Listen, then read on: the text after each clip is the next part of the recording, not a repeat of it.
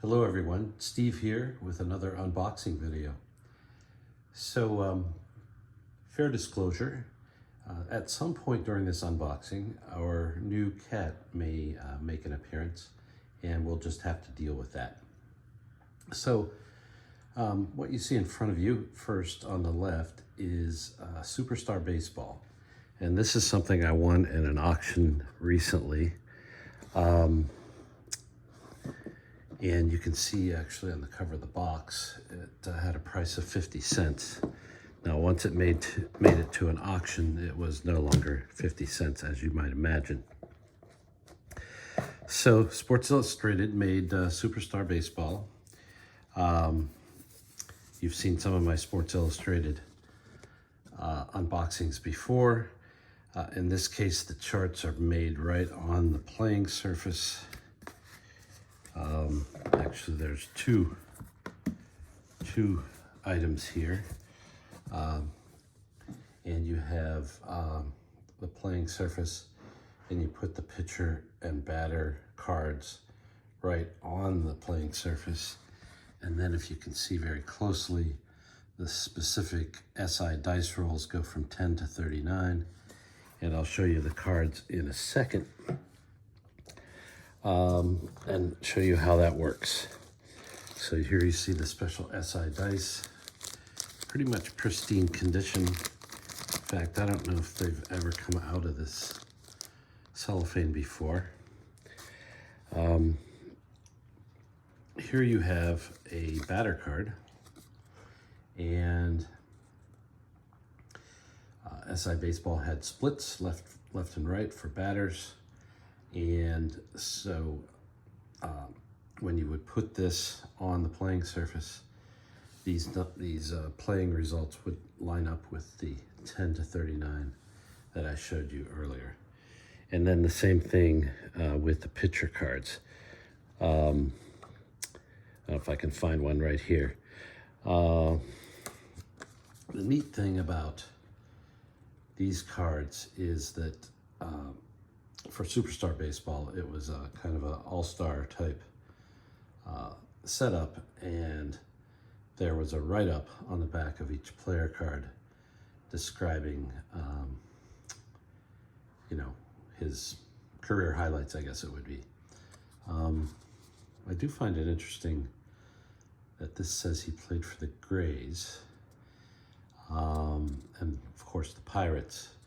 I associate the name Grays with the Negro League team that was in nearby Pittsburgh in a place called Homestead, but that's maybe for another situation. The other interesting thing about this game is the fielding ratings, and after the initial game came out, it seems like the fielding ratings maybe got inflated relative to the original scale. Like you would have never seen a 17 shortstop in the original game. So that's enough of that one. What I really want to show you is this other one, and the period of being inauthentic is over, and this is now an authentic unboxing. So with that, I'm going to see as best I can open this box and keep it in the field of vision here. Not the best wrapping job. I mean, there's a lot of tape on this box, but just for future reference, it's always good to wrap or put a piece of tape that's horizontal. Now this box did not come open, but it easily could have. So unlike other unboxers on the internet, I am trusted with sharp objects. I say that as I almost cut my finger. So what we have in this box actually is 3 games. And the reason why I bid on this auction specifically is because of one of the 3 games, which we'll look at here in a second.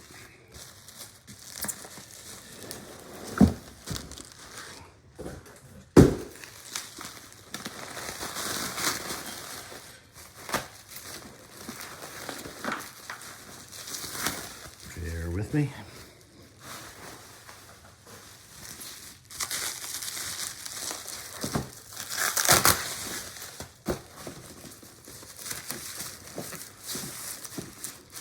So the first game that you're all familiar with, I'm sure, is All-Star Baseball. And I don't own a copy of this, or I didn't own a copy of this, but it's the familiar game that were played with player discs and a spinner. And based on the spinner results, that would determine the play results. And if I understand it correctly, the pitcher did not play a role in this game. The instructions were on the inside of the box.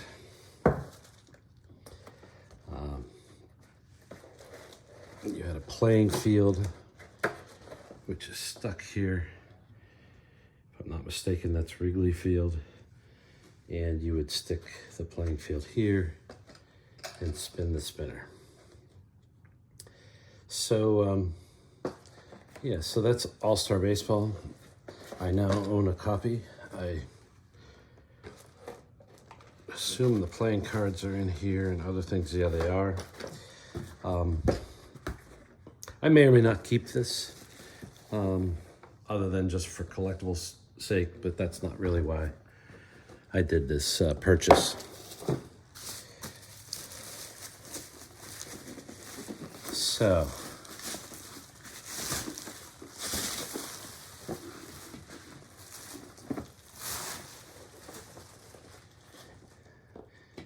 next I'm going to show you Superstar Baseball, and this is the long box version. I should know what the difference is between the long box version and this earlier bookshelf version, but basically it's another set of all-star players. I think I already have a copy of this, and I did a video on this, so we're not going to spend a whole lot of time today. This score pad, which you see, is in pristine condition. So that's interesting. Once again, we have the playing surface, which is one big item. And then underneath, we again have the special dice. Looks like they have been opened, and some markers for the base runners. We've got some instructions, and once again we have the player cards with stuff on the back, and the same layout of the batting results. And then these are what the pitcher cards look like. And they're a slightly different form factor, but that's because this area on the playing surface is a little smaller as well, but the same 10 to 39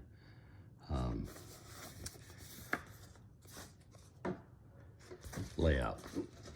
So, without further ado,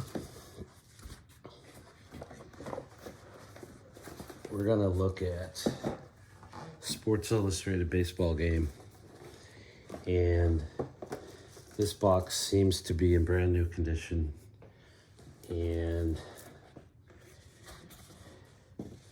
this was what really appealed to me. This is the original set that came out in 1972 with the 1971 teams, and I guess this one didn't survive quite as well, but these are in what appears to be pristine condition, original condition. And it has, of course, the batters on the front with the left and right splits, the pitchers on the back, and the pitcher batting charts. And the same 10 to 39, but in this case, it's all on the chart. You don't need the playing surface per se to deal with that. So this does look like it was in pristine condition, maybe never used, I don't know. Yeah, no, these dice have been opened. Interestingly enough, there are these little base runner guys, and I don't know that I've ever seen these, at least live, but here's a little base runner guy. You can see how small they are.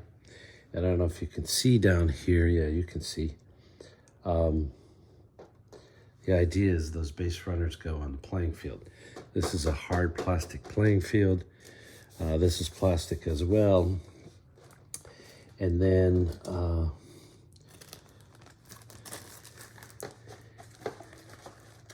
score pad, perfect condition. And Game Talk, the newsletter, number 3, talks about all the SI games.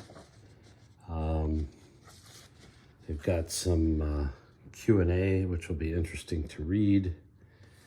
Sometimes they corrected errors that way. But that's it. Pretty cool.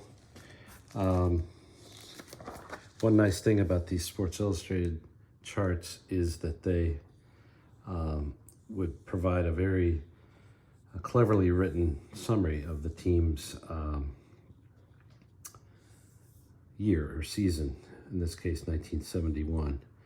And this one starts out, they call themselves the thoroughly modern Phillies, but even housing them in a new $50 million stadium complete with dancing waters and usherettes in hot pants, the Phillies looked like precisely what they were, a thoroughly outclassed club.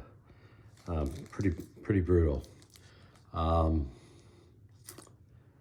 this is before Steve Carlton in 1971. Yeah, I think Carlton showed up in 72 and dominated, as we know. Okay, that's really all I wanted to do. Thanks for watching, and we'll talk later. Thanks, bye.